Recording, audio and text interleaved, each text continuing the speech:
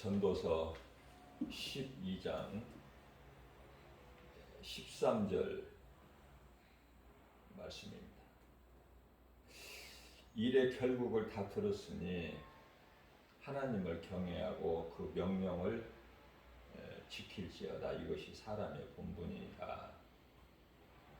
14절 말씀입니다. 하나님은 모든 행위와 모든 은밀한 일을 선악간에 심판하시리라.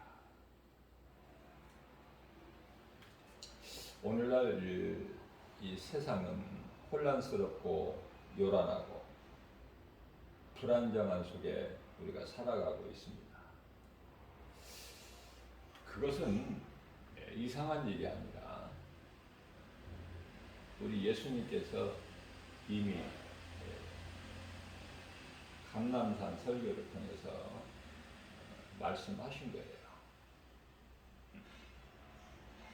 감람산 설교는 이제 예수님께서 십자가에 달리신 그 목요일 밤에 붙잡히시고 무리들에게 붙잡히시고 금요일 십자가에 달리시죠. 오전 9시에 달리셔서 오후 3시에 영원히 떠나시는, 육체를 벗어버리시는 그 주의 화요일이죠. 감람산 설교가.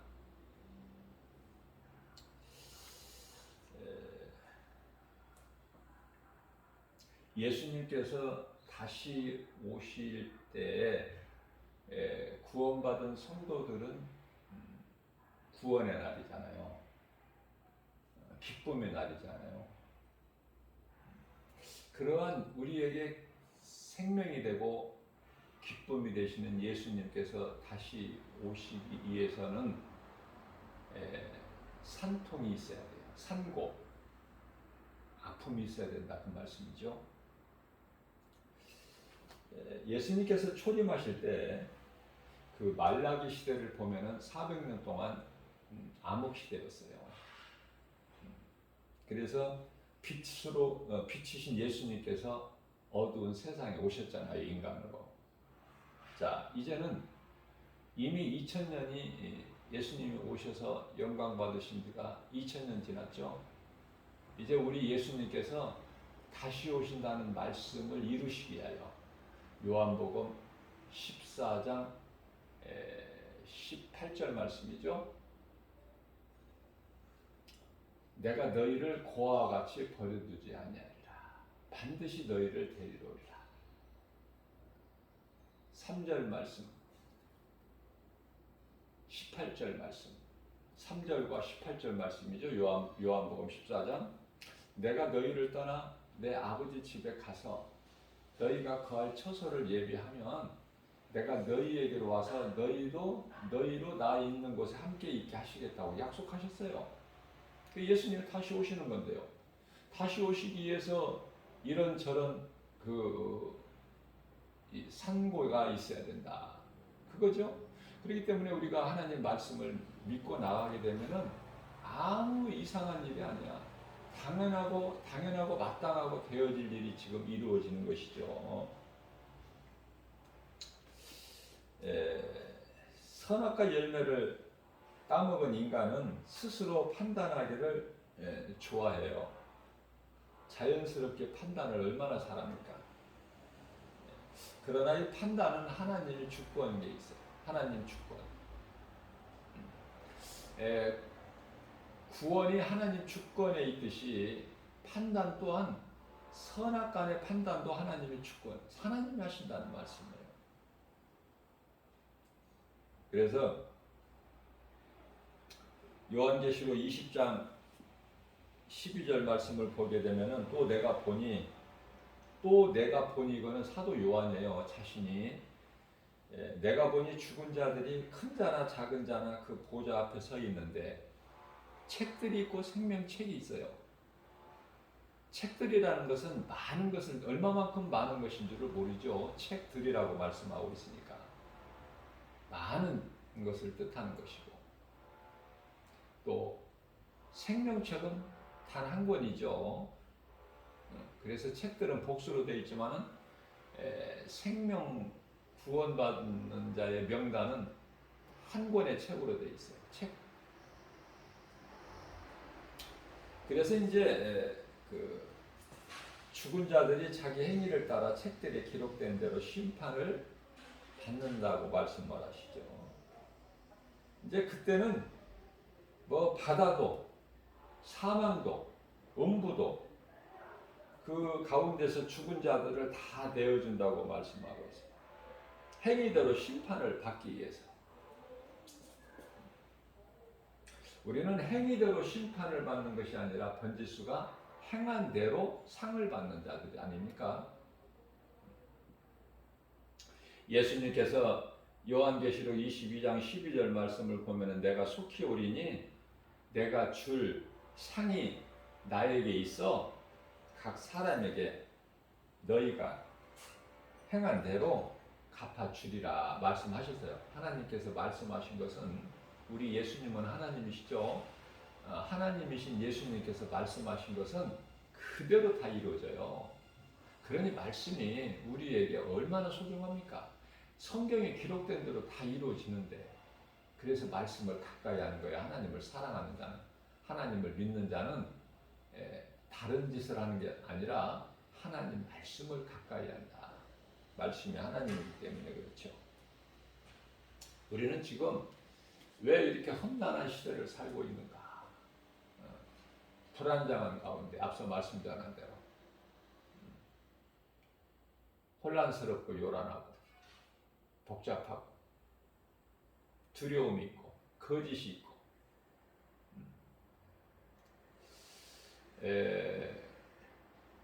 그것은 우리가 두 짐승의 시대를 살고 있기 때문에 두 짐승. 이 두 짐승은 이 용으로부터 권세를 받는데요. 용은 사탄이죠. 용은 요한계시록 12장 요한계시록 12장 9절이죠. 용은 옛뱀이고 또 사탄이라고도 하고 마귀라고도 하고 그래서 용은 사탄이라는 것을 우리가 알 수가 있죠. 요한계시록 12장 9절에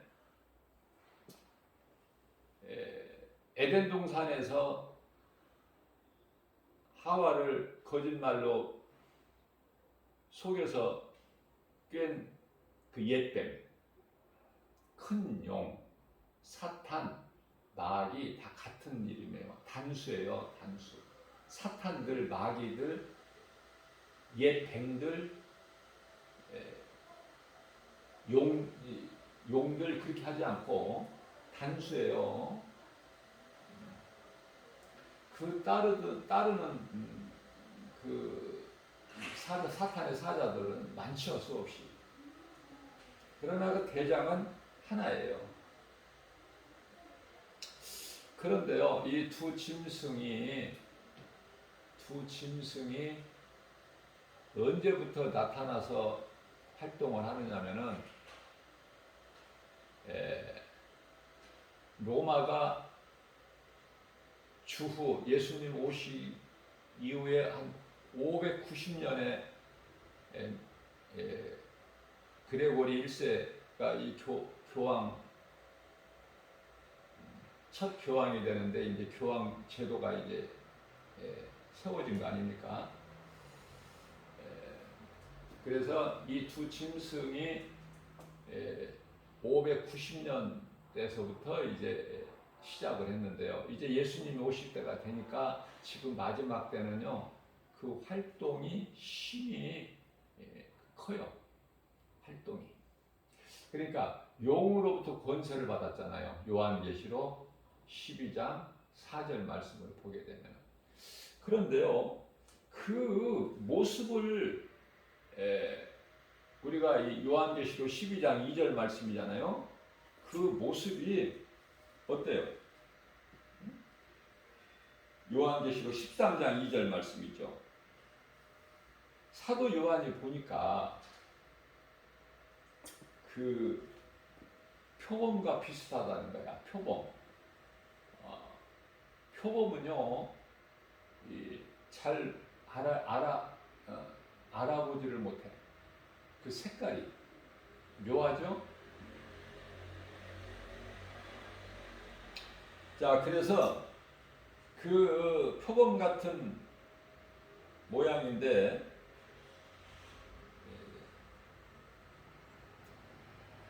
발은 곰과 같고 입은 사자 입 같은데, 용이, 사탄이 그에게, 짐승에게 권세를 줬다는 거 아닙니까? 그 권세는 대단해요. 13장, 요한계시록 13장 13절 말씀을 보게 되면은 하늘에서 불도 내려. 자, 이와 같이 바다에서 나오는 처음 짐승이 있는가 하면은 요한계시록 13장 11절이죠. 땅에서 올라온 또 짐승이 있어요. 이게 이제 두 번째 짐승인데, 첫째 짐승하고 권세가 똑같아. 근데 두 번째 짐승은 모습이 달라. 첫 짐승하고. 어떻게 다르냐면은,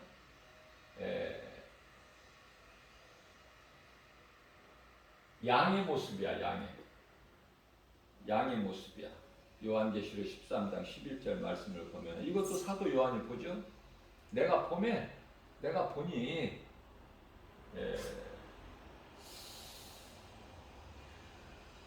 어린 양같이, 어린 양이에요. 예수 그리스도 어린 양같이 두 뿔이 있어. 두 뿔이. 그런데요, 흉내를 그렇게, 그리스도 흉내를 내지만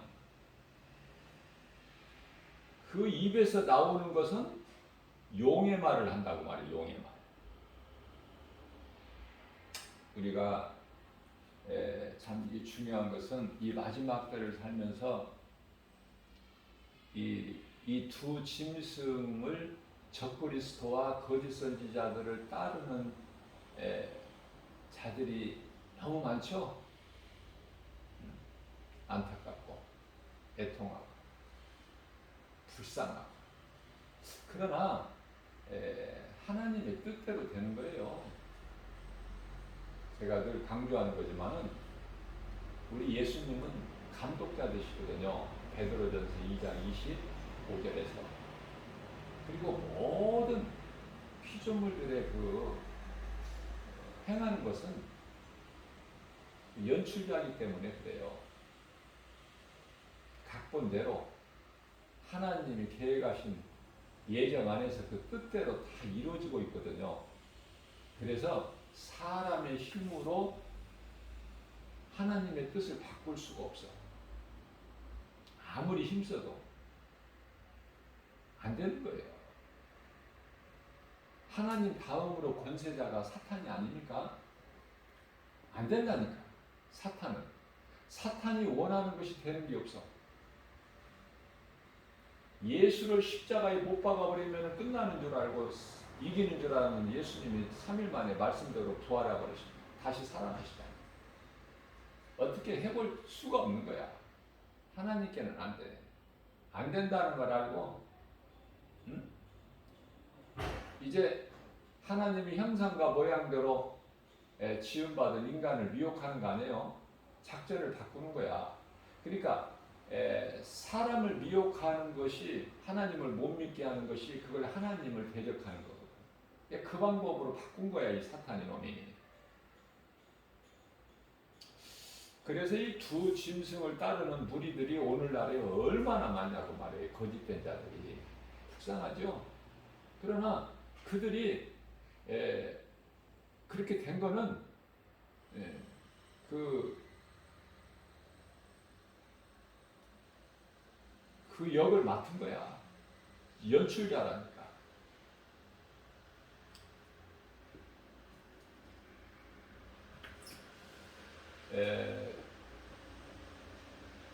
종교다원주의, 로마 카톨릭 교황, 종교다원주의. 이 종교다원주의는 WCC죠.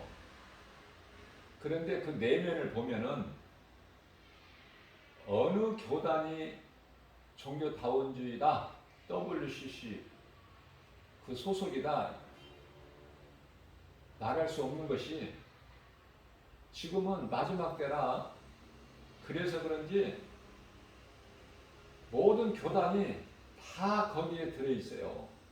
그 속에. 그러니까 이 교단으로 들어가는 것이 아니라,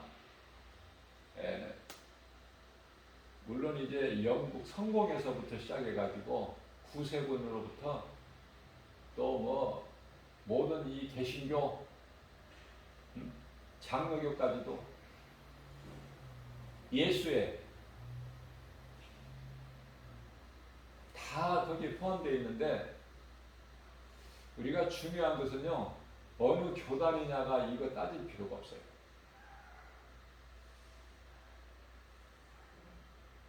제가 이 말씀을 통해서 성령의 감동으로 깨닫게 된 거는,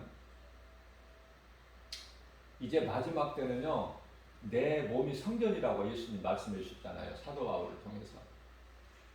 고린도전서 12장 13절, 고린도전서 6장 19절에서 내 몸이 하나님이 계시는 성전인 것을 너희가 알지 못하느냐. 이제 내 몸을 성전 삼고 내 개인적인 그 뭐예요? 영분별의 능력을 가지고 영분별의 능력을 가지는 그러한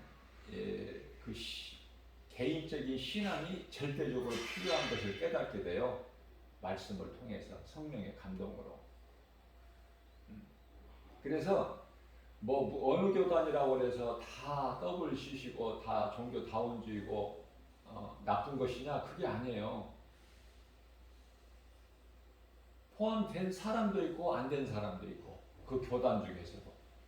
그 개별적인 신앙이 지금 필요한 때라니까, 절대적으로. 어느 교단이냐 물어볼 것도 없어. 그런 것을 깨닫게 되고요.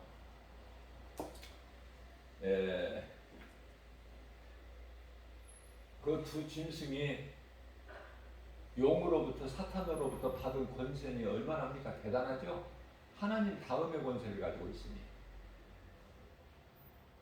항상 이렇게 보면은 2인자가 배신을 하더라고. 2인자가 바로 밑에 있는 놈이.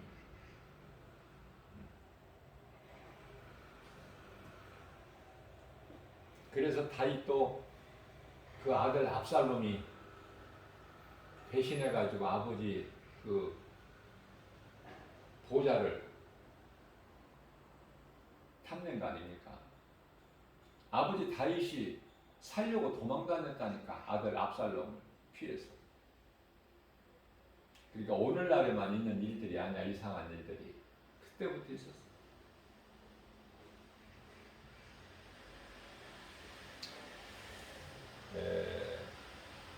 로마서 13장 1절 이하 2절 말씀을 보게 되면은요, 이 너무 중요한 말씀인데,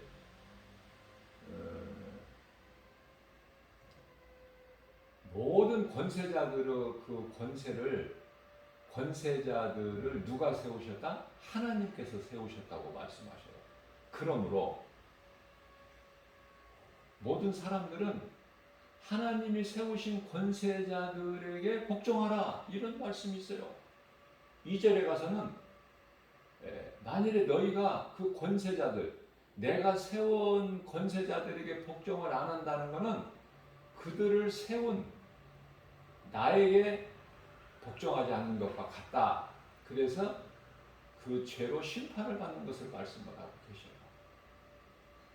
그래서 권세자들은, 모든 이 땅의 권세자들은 하나님께서 세우셨구나, 이것을 깨닫게 되는 거고요. 그 권세자들에게 우리는 복종해야 되는구나. 그래서 예수님의 제자들이 거의 다 네로 황제 때에 숨겨 있잖아요. 네로 황제를 누가 세우셨어? 하나님이. 지극히 악한 역할을 맡기신 거야. 네로 형제가 나빠서가 아니라 나쁜 역할을 하나님께 받았다니까. 하나님 주셨다니까. 그걸 맡기셨어요. 그 일을 행하라고. 가룟 유다는 예수를 팔으라고. 조금 이해가 되시죠? 이제 요셉을 애굽의 종으로 사마리아의 사람 상인에게 파는 것이 형제들이, 이복 형제들이 팔았지만은 그들이 판 것이 아니라 하나님의 뜻이라니까요. 하나님의 감독자 되신 하나님의 그 계획 안에 있다니까. 각본대로. 요셉을 구덩이에 빠뜨려서 죽이려고 했는데 처음에 요셉이 그렇게 구덩이에서 빠져서 죽으면 안 되는, 이스라엘 백성을 이제 어떻게 큰 민족을 이루기 위한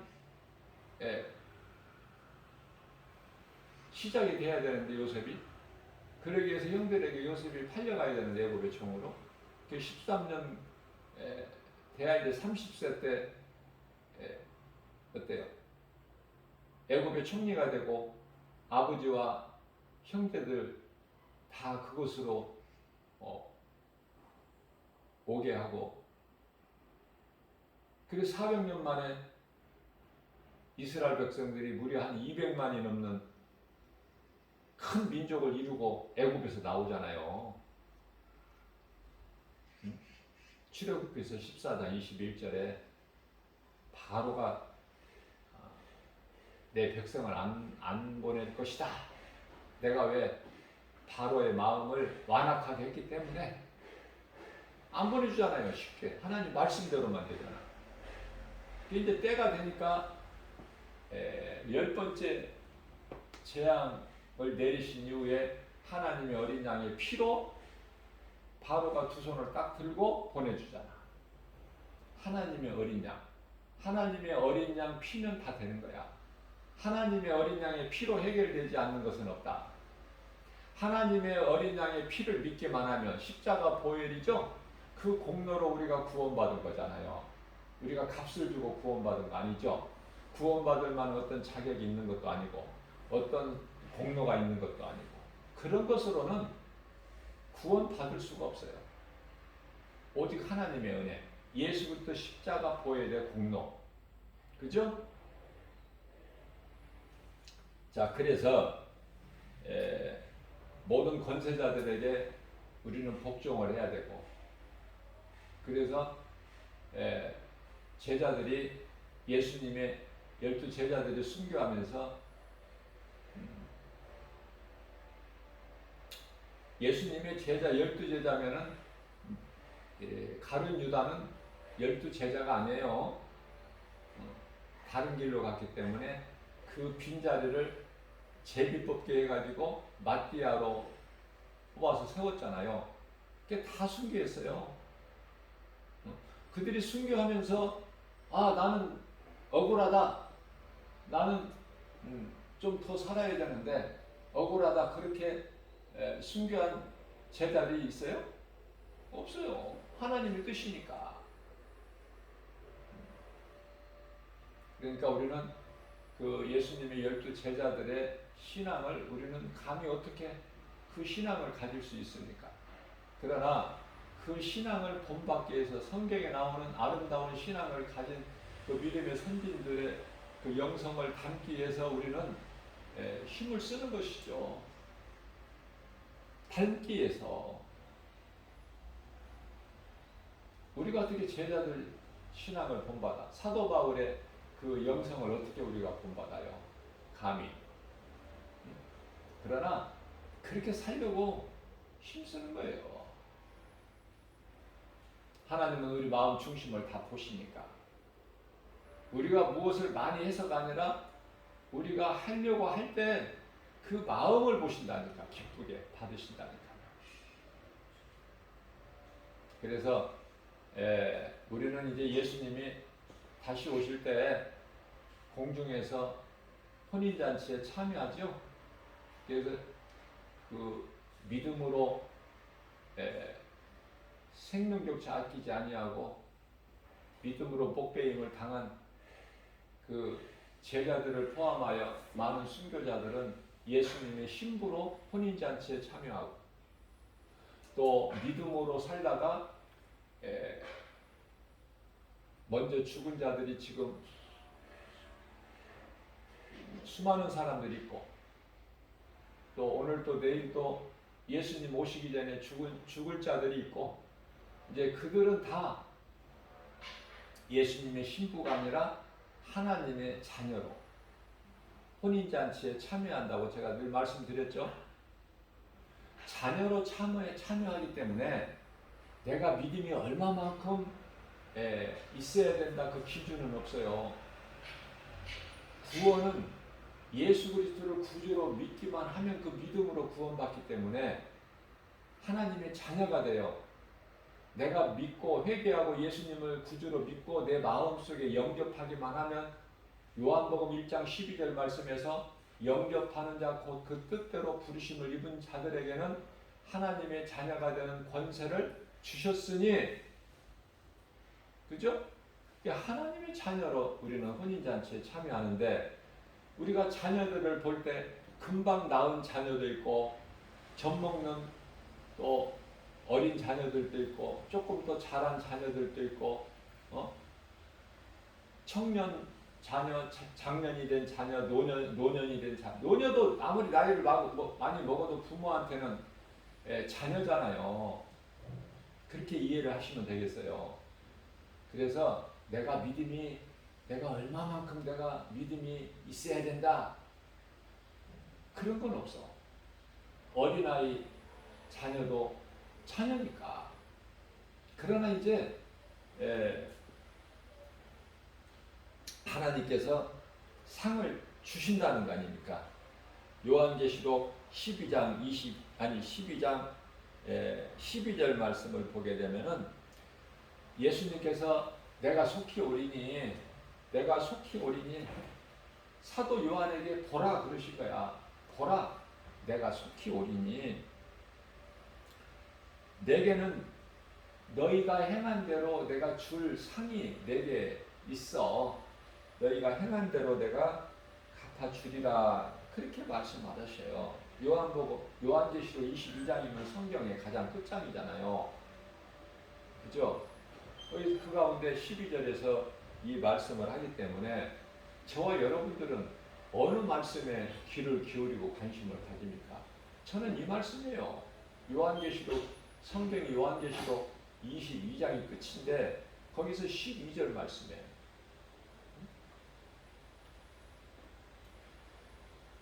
물론 이제 20절 말씀에서도 내가 진실로 속히 오리라 예수님 또 한 번 강조하시는데 거기는 상 주신다는 말씀이 없잖아.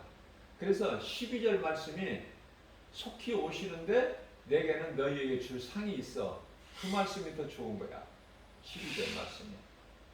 그래서 사도 요한이 우리 모든 믿는 자들을 대표해서 주여 오시옵소서. 예수님이 오신다고 하니까 오시옵소서야. 예수님이 오신다는 말씀, 속히 오신다는 말씀이 없는데 예수님 빨리 오셔요. 사도 요한이 그러지를 않아요. 우리는 하나님의 말씀을 통해서 주의 음성을 듣게 되면은 겸손하게 되거든요. 주님 뜻만 바라보는 거야. 내 뜻이 이루어지는 게 아니야. 예수님, 내 뜻이 이렇습니다. 이루어주세요. 그게 아니라니까. 기도가 바뀌어야 된다니까요. 하나님의 뜻이 하늘에서 이루어진 것 같이 이 땅에서도 이루어질 줄로 믿는 그 믿음 가지고 기도하는 기도가 돼야 돼요. 그것이 성경적인 기도고 바른 기도가 되는 거예요. 그러나 수많은 사람들이 다른 기도를 하잖아요. 다른 기도를. 기도하는 것도 배워서 바꿔야 되는 거예요. 성경적인 기도. 우리가 기도하는 것을 누가 받으셔요? 우리가 기도하는 대상이 예수님 아닙니까? 그러면 예수님께서 우리 기도를 받으실 예수님께서 기뻐하시는 기도를 할 줄 알아야지. 그게 요령인가요?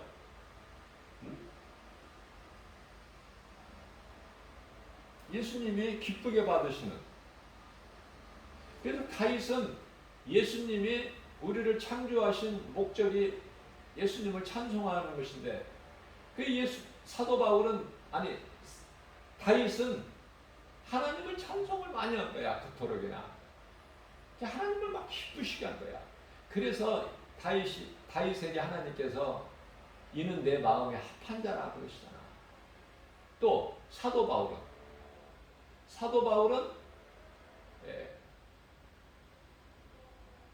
복음을 그렇게 잘 전해. 예수의 증인으로 살았어. 남은 인생길을 예수님을 다메섹 도상에서 부활하신 예수님을 만난 그 시간 이후로 오직 예수의 증인으로 사도 바울 자신을 위해서 산 것이 아니라 주를 위하여 사는, 주님을 위해서 사는 그 길이 복음 전하는 거야. 예수가 그리스도시다. 그죠? 그 믿음. 다윗이나 사도 바울의 신앙을 믿음의 선진들이 수없이 많지만은 대표적으로 다윗이나 사도 바울의 신앙을 본받아야 된다. 그렇게 말씀을 드리고 싶어요. 로마서 13장 7절입니다. 모든 자에게 줄 것을 주라고 말씀하셔요. 그러니까 세금도 바치라니까. 세금도 내야 되는 거야. 국민이면은 나라에 바칠 것은 바치라는 거야. 예수님이 성전에 들어가실 때 베드로에게 그래요. 성전지기가 아니 너희 선생은 왜 세금도 안 내고 들어가시냐? 예수님이 이 말씀을 들으신 거야. 근데 예수님께서 야 내가 이 안식일의 주인인데 이 성전은 내 아버지 집인데 이사야서 56장 7절 내 집은 만민이 기도하는 집인데 내 아버지 집은 내 집이고 내 집은 만민이 기도하는 집인데 내가 안식일의 주인인데 마태복음 12장 8절에 근데 나보고 성전세를 내라고? 그렇게 안 하셨다니까. 책망 안 하셨어요. 예수님께서는 베드로에게 베드로야 가서 이 갈릴리에 가서 낚시를 던져서 처음에 걸려 나오는 그 물고기 입을 보면은 한 세겔 동전을 물고 나올 것이다. 그것으로 나와 너의 그 성전세를 내라. 성전세가 반세겔이거든요. 한 사람당. 그러니까 한 세겔을 딱 물고 나오는 거야. 베드로가 그대로 순종했더니 그걸로 성전세 낸 거 아닙니까? 다시 말씀드립니다. 로마서 13장 10절에 모든 자에게 줄 것을 주되 조세를 받을 자에게 조세를 바쳐라. 관세를 받을 자에게 관세를 내.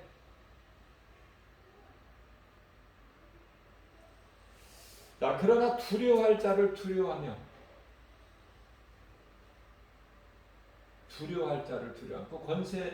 그 관세를 받는 자들 두려워하지 말고 네로 황제를 두려워하지 말고 두려워할 자를 두려워하는 거예요.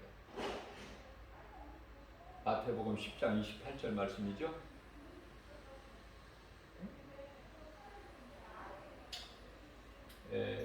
몸을 죽이는 자를 두려워하지 말고 몸과 영혼을 지옥에 멸하는 자를 두려워하라. 사탄을 두려워하지 말고 예수님을 두려워하라는 거 아닙니까? 자, 그렇다면은 사탄이 마음대로 몸을 죽일 수 있다는 또 잘못 또 이해할 수가 있잖아요. 그래서 우리 예수님이 우리 연약함을 아시고 바로 이어서 공중의 새를 비유하시면서 참새 한 마리까지도 내 허락이 없이는 떨어뜨림이 없다. 그런 말씀을 하셔요. 자, 이 천국과 지옥인데 영원히 갈 것은 결국은 제가 며칠 전에도 설교를 통해서 이 말씀을 언급한 거 했지만은 이 사람이 실패하지 않으면 인생을 실패하지 아니하면은 깊은 산속에 가서 혼자 살 수 있나요? 그런 생각을 안 하죠. 그러나 이제 정말 그 사망의 문턱에 이르렀을 때 내가 이대로 그냥 인생을 포기하고 죽느니 깊은 산속에 가서 내가 살아야 되겠다는 그런 생각을 하는 거예요. 아버지를 떠난 탕자가 이제 굶주려 죽게 되었을 때 회개하고 아버지를 생각하잖아. 아버지 집을 생각하고. 그래서 회개하고 돌아오잖아요. 마찬가지로 인생에서 이 모양 저 모양으로 실패한 인생이 이제 마지막 카드로 산속에 깊은 산속에 가서 내가 죽음과 같이 그냥 나 혼자 살리라. 모든 걸 다 내려놓고 자, 그 마음과 정신을 가지고 사니까 깊은 산속에 가서 혼자 사는 자연인 그 프로가 있잖아요. 무슨 말씀이냐면 그 깊은 산속에 가서 모든 걸 다 내려놓고 자연과 함께 더불어 살게 되면은 몸이 치유가 돼. 몸이. 병든 몸도 치유가 되고. 거기서 뭐 특별한 걸 먹는 게 아니라 하나님께서 자연에게 공급해 주신 것을 그 자연을 통해서 얻어서 그것으로 건강해진다고 말해요. 뭐가? 몸이. 그거 이상한 일 아니라니까요.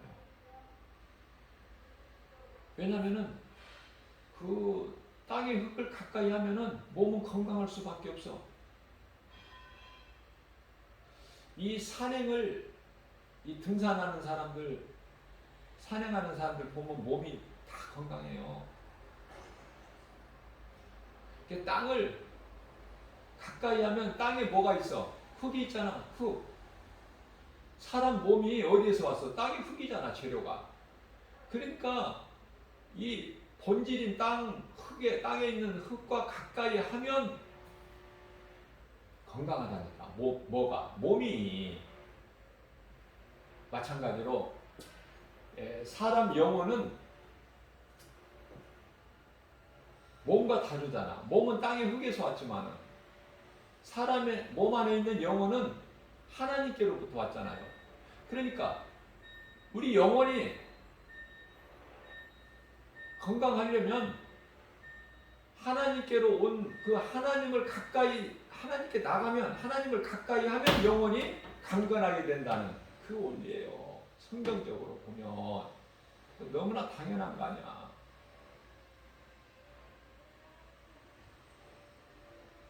영혼이 잘 되면은 모든 범사가 잘 되고 강건하다고 그래서 요한삼서 1장 2절에. 그런데 육체가 잘 되면 영혼은 죽어버려. 그러면 이제 육체는 뭐야? 짐승이야.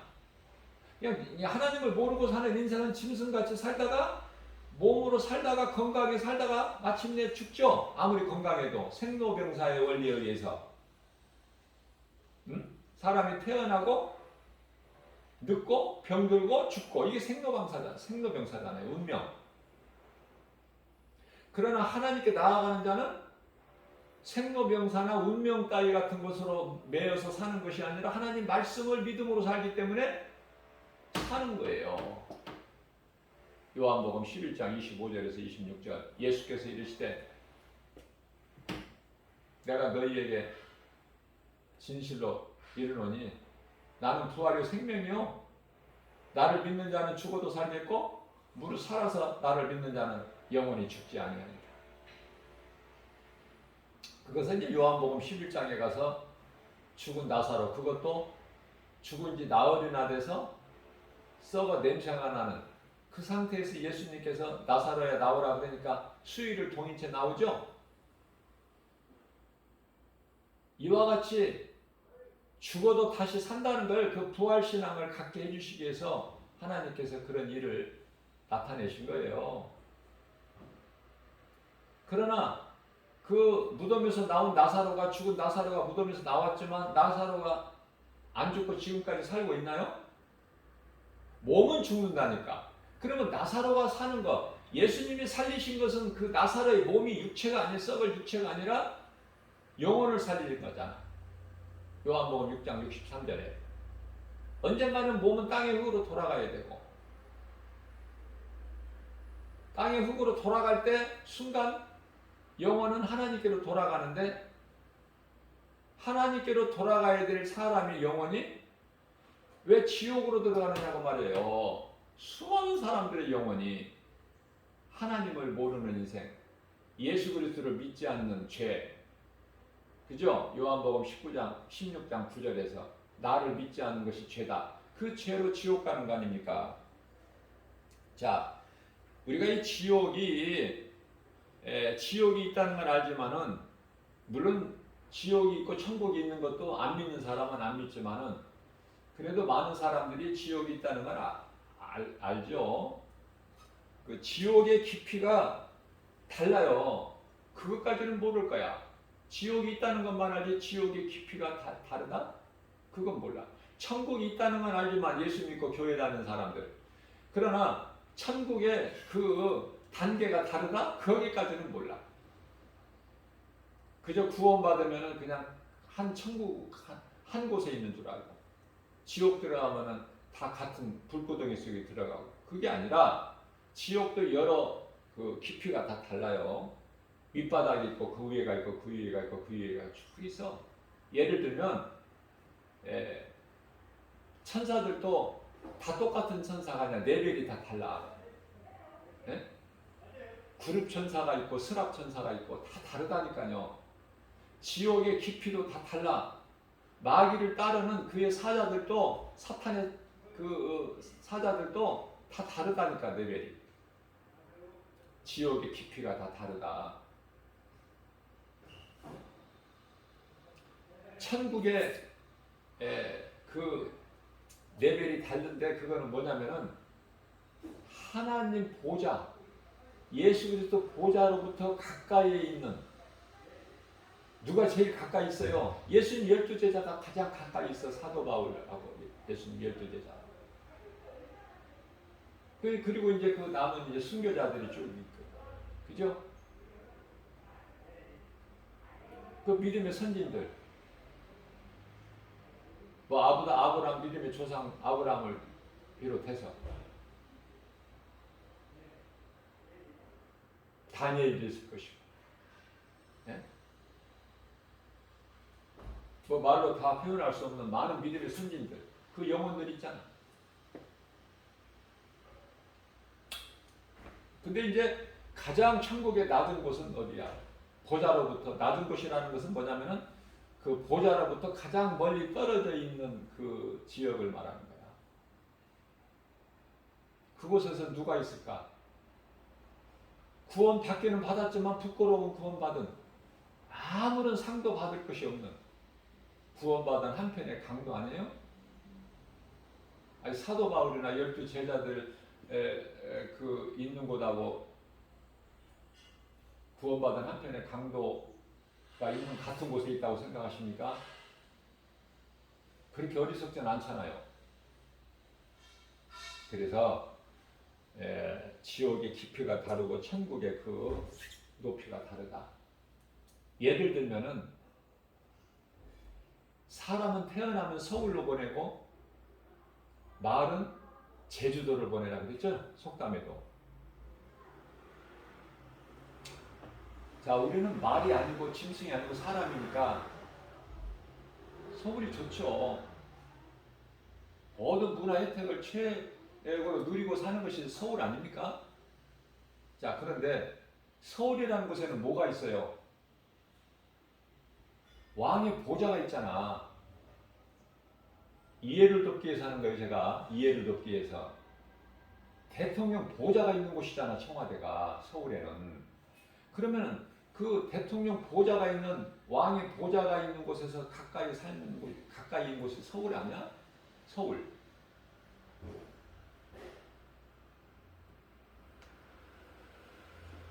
그래서 서울로부터 거리가 멀면 멀어질수록 먼 시골이고, 먼 곳이 되고, 예를 들어서 하는 거예요. 뭐 시골이 안 좋다는 것이 아니라,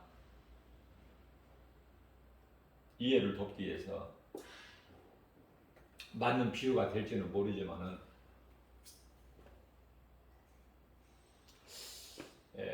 복음의 능력으로 이제 로마도 기독교 국가가 되잖아요. 그 권세를 누렸던 로마도 476년에 이제 멸망하게 되죠. 그렇기 때문에 모든 일에 때가 있다. 전도서 3장 1절에 모든 일에 하나님 때가 있구나. 그걸 깨닫게 되고, 사도 바울이 유대교에서 개신교로 예수 그리스도 기독교로 개종된 것이 35년.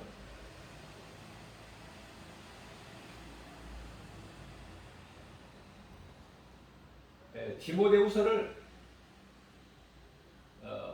주 67년에 마지막으로 기록하고 그 다음에 68년에 순교하죠, 사도 바울이. 그리고 이제 네로 황제가 바로 순거예요. 네로 황제가 이제 죽는 거야. 많은 제자들이 네로 황제 때 거의 순교를 당했지만은 그 네로 황제도 바로 죽은 거야. 68년.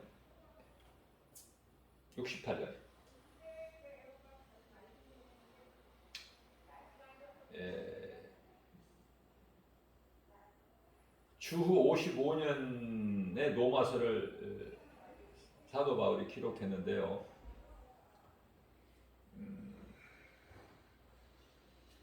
사도 바울이 35년에 예수님을 만나고 완전히 변화되잖아, 인생이. 우리는 그런 걸 본받아야 된다니까.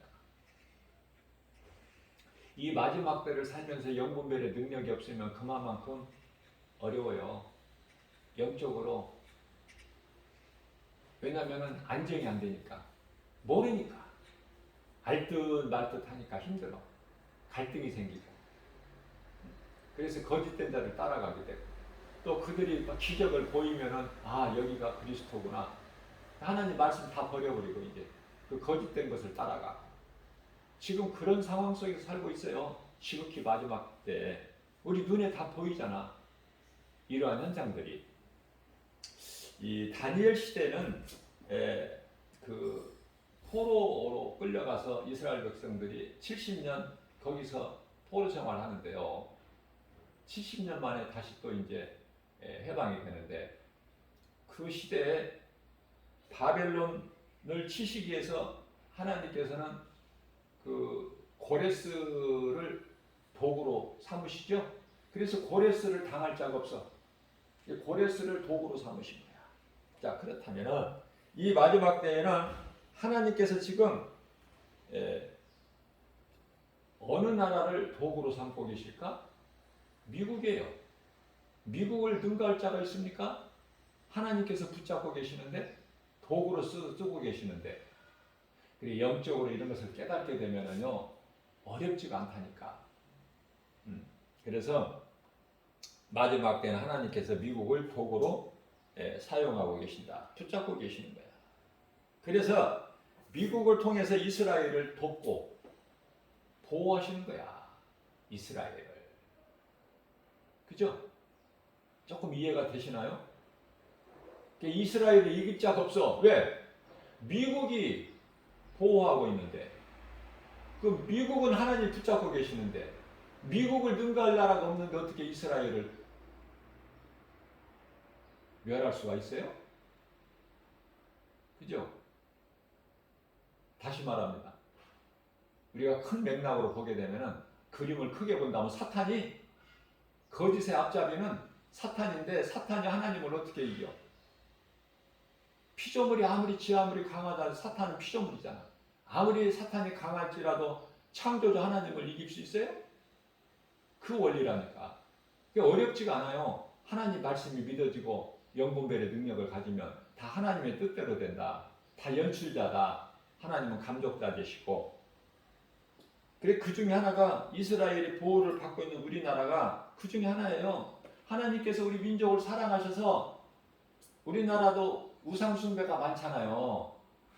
지극히 많지만 그래도 이쁜 짓을 하잖아. 무엇을 이쁜 짓을 해? 교회가 많잖아. 교회가. 예? 교회가 어려워서 개척교회 지하에 교회가 얼마나 많아요. 지하에. 어? 지극히 작은 교회들 얼마나 하나님을 사랑하시는데요. 성령님이 역사하시는데 하나님의 뜻을 알아야 돼. 우리가 믿는 하나님은 어떤 하나님인가. 그래서 하나님의 뜻을 결코 사람의 힘으로 바꿀 수가 없어. 이거 한 가지만 좀 깨달아도 이스라엘은 지극히 작은 민족이잖아요. 그러나 하나님께서 택하신 유대인들이잖아. 그들은 다 구원하셔야 이제 이방인들의 구원의 수가 다 차기까지 기다리시고 하나님 때가 되면 이제 유대인 구원하시면은 그들은 다 하나같이 다 예수를 믿고 구원받아. 믿음으로 구원받기 때문에 어떤 현상이 생기냐면은 구원은 우리 건데 유대인들이 생각하기를 구원은 우리 건데 왜 이방인들이 구원을 받아? 그래서 셈이 나서 이방인들이 구원을 보고 셈이 나서 유대인들이 나중에는 다 구원받아요. 그게 하나님의 뜻이고 방법이라니까. 그때까지 이방인들의 구원의 수가 차기까지 그 유대인들이 눈을 좀 감겨 놓으신 것 뿐이야. 그렇게 생각하셔야 돼. 왜 유대인들이 그렇게 예수를 안 믿을까? 응? 이스라엘에 지금 기독교가 기독교, 유대교, 이슬람교 세 가지 종교가 있는데 그 다른 종교 믿는 자들은 많지만은 기독교 우리 예수 그리스도를 믿는 기독교는요 불과 2%밖에 안 돼. 이스라엘 백성 중에서 그들이 안 믿고 싶어서 안 믿는 것이 아니라 하나님의 뜻이라니까. 잠시 동안 이제 다 믿고 구원 받을 거예요.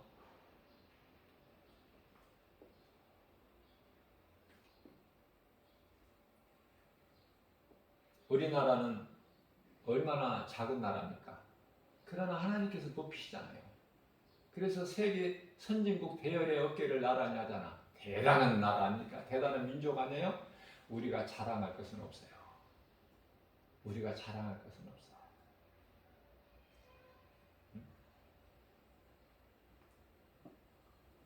유대인 못지않게 독일의 히틀러가 민족성을 그 우월감을 가지고 우쭐대다가 다 망하고 일본 보세요. 일본도 한 방에 가잖아. 원자폭탄 그냥 한 방에 가는 거야. 무조건 항복. 지금은 이제 어느 나라보다도 우리보다도 더 앞장서서 미국의 비율을 맞추고 눈치를 보고 일본 아닙니까? 한번 혼나봤거든. 이제 혼을 나봐야 알아.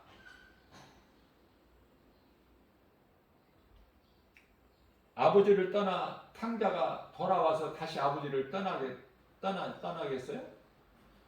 떠날 일이 없지.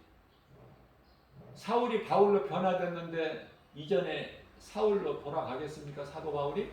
안 하죠. 생명 되신 예수님을 만나버렸는데 이제 인생이 어디에서 와서 왜 삶이 어디로 가는지 그걸 깨달았는데 진리를. 그래서 모든 죄에서 자유를 얻었는데 옛생활로 돌아갑니까? 그러나 이스라엘 백성들은 옛생활을 그리워했잖아. 애굽 생활을, 노예 생활을. 왜냐하면 광야가 다인 줄 알고. 그들 나쁘다고 할 수가 없어요. 400년 동안 종살이했잖아. 그 생활이 익숙해졌잖아. 하나님을 그동안 다 잊어버렸잖아요. 하나님의 뜻대로 되어지는 거예요. 우리가 사는 것은 이 세상이 과정이지, 이스라엘 백성들로 말하면은 광야지, 이곳에서 누리고 살 곳이 아니거든요. 잠시 머무는 거야. 야고보 사도가 야고보서 4장 14절에 안개라고 그랬잖아. 베드로 사도가 베드로전서 1장 23절에서 4절까지 들의 풀이라고 그랬잖아요. 이 땅에서 잘 되는 것은 풀에 핀 꽃과 같다고 그랬잖아.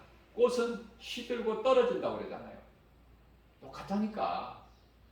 그 말씀으로 깨달아야 돼요. 인생이 무엇인가, 왜 사는가. 하나님을 찬송하는 거야.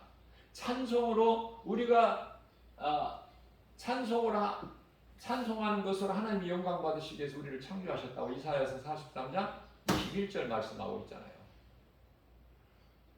하나님을 경외하고 말씀에 복종하는 사람이 본분 아닙니까? 전도서 12장 13절 말씀. 그래서 한미 동맹이라든지 이런 것이 다 하나님의 뜻이지 뭐 미국이 우리를 사랑해서가 아니라 우리를 그렇게 지키고 보호하고 한미 동맹 관계가 지속될 수밖에 없다 하나님의 뜻이기 때문에. 이제 조금 이해가 되시나요? 사람의 힘으로 하나님의 뜻을 바꿀 수도 없어. 가장 아름다운 것은 세계적으로 선교 국가 미국이 1위고 대한민국이 2위 아닙니까? 나는 그것만으로도 너무나 나는 행복해. 그 유럽의 그 강하고 큰 나라들이 얼마나 많지만은 기독교 국가들이 얼마나 많지만 우리나라는 기독교 국가가 아니잖아요. 잡다한 신들이 많잖아 우리나라 우상이. 그럼에도 불구하고 지극히 작은 교회들 그 교회 십자가를 바라볼 때 얼마나 부유합니까? 얼마나 행복합니까? 얼마나 든든해요. 기도하는 교회는 기도가 있잖아요. 하나님 말씀이 있잖아요. 물론 죽어있는 교회들도 많지만 특히 대형 교회들 죽어있는 교회들 성령의 역사가 없는 교회 많지만은 목사들도 죽어있는 거짓된 목사들이 많지만은 그러나 많은 교회들이 살아있잖아. 살아 움직이는 하나님의 말씀이 있잖아요. 말씀이 선포되고 있고 오늘도 그죠? 그래서 결론은 감독자 되신 예수님 뜻대로만 이루어지기 때문에 우리가 염려할 것은 없다. 그래서 아무것도 염려하지 말라는 거 우리 예수님은 빌립보서 4장 6절에서 7절 아무것도 두려워하지 말라는 거예요. 이사야서 41장 10절 그러면 됐지. 하나님을 믿는다면서 말씀이 믿어지면 그 사람은 행복자잖아요. 말씀 따라서 사는 것이 선한 행실 아닙니까? 너희가 선한 일을 하고 낙심하지 말고 포기하지 마라. 때가 되면 이루리라. 때가 되면 이루어지는 거예요. 예수님이 때가 돼야 오시는 거 아닙니까? 우리 마음대로 예수님을 오시게 할 수 있어? 사람의 노력으로 힘써서 수고한다고 하나님의 계획을 뜻을 바꿔? 아무것도 되어지는 게 없어.